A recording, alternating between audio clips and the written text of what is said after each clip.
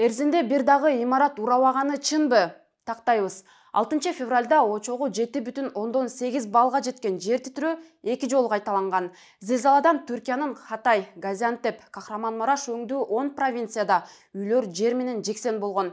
Бирок бир гана Хатайдагы эрзинде имараттар кулабай, жарандар жабыркаган эмес. Мэр Өккеш Элмаздын айтымында ал мыйзамсыз курулушка уруксат бербегендиктен эрзин зилзаланын кесепетин тарткан жок. Mühürledik, uzaktan akraba. Çok da şey yapmak istemiyorum. İsimde mevzu değil.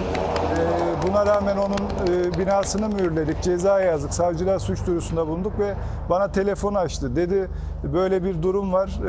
Sen niye bizim binamıza ceza yazdın falan. Ne yapabilirim dedim. Ben kuralları uyguluyorum. Kusura bakma diyerek konuyu kapattım. İşte sen Türkiye'nin tek doğrusu musun diye bu tip laflar duyuyorsun. Шаарчада эң бийик имарат 6 кабат. Өккеш Элмаз бийик имараттардын жоктугу да кырсыкты.